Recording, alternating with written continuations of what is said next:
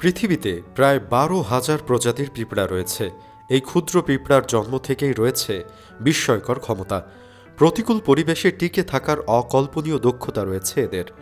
অসাধারণ সাংগঠনিক দক্ষতার মাধ্যমে সাম্রাজ্যের বিস্তৃতিও ঘটায় এরা।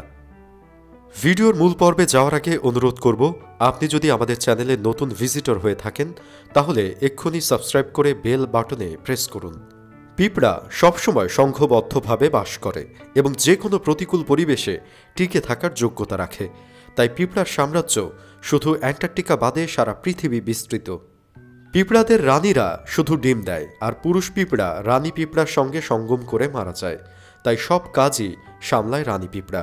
এদের কেউ ডিমের যত্ন নেয়, আবার কেউ বাসা তৈরি করে। এদেরই একটি অংশ বিপদ আপদের জন্য খাদ্য সংগ্রহের কাজে ব্যস্ত থাকে।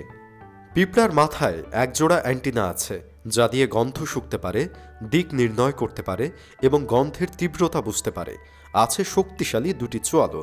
এই চোয়াল এতই শক্তিশালী যে নিজের শরীরের চেয়ে ২০ থেকে ৫০ গুণ ওজনের বস্তু টানতে সক্ষম। এই চোয়াল দিয়ে শত্রুকে জখম করতে পারে এবং ডিগবাজি দিয়ে অন্যত্র চলেও যেতে পারে। পিঁপড়ারা একে অন্যের সঙ্গে গন্ধযুক্ত পদার্থ নিঃসরণ, শব্দ এবং স্পর্শের মাধ্যমে যোগাযোগ সাধন করে। এছাড়াও শারীরিক অঙ্গভঙ্গি, পাখার স্পন্দন, শ্বাসনালীর শব্দ ও অ্যান্টিনার মাধ্যমে যোগাযোগের কাজ সারে। পিঁপড়া যে ঘরে থাকে তাতে বিভিন্ন কুঠরি থাকে। কোনোটি ডিম রাখার জন্য, কোনোটি খাদ্য সংরক্ষণের জন্য, আবার কোনোটিতে আবর্জনা রাখে এরা। কিছু পিঁপড়া বাসা ও ডিম সংরক্ষণের কাজে ব্যস্ত থাকে, আবার কিছু পিঁপড়া ময়লা আবর্জনা সরানোর কাজও করে থাকে।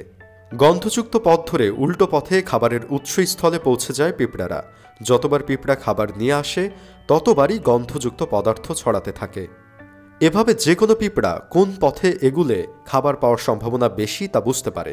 আবার খাবারের উৎস শেষ হয়ে গেলে গন্ধ ছড়ানো বন্ধ করে দেয়, যার ফলে অন্য পিঁপড়ারা খাদ্যের জন্য নতুন উৎস খুঁজে বেড়ায়। পিঁপড়া কতটুক দূরত্ব অতিক্রম করলো তা নিজের পদক্ষেপ গণনার মাধ্যমে বুঝতে পারে এবং কোন দিকে অগ্রসর হলো তা সূর্যের অবস্থান দেখে এবং আশেপাশের বস্তুর অবস্থান দেখে নির্ণয় করতে পারে। বিপদে পড়লে পিঁপড়া মুখের গ্রন্থি থেকে বিপদ বার্তা পাঠায়। দুটো পাকস্থলী রয়েছে পিঁপড়ার, একটি নিজস্ব আর অন্যটি সামাজিক।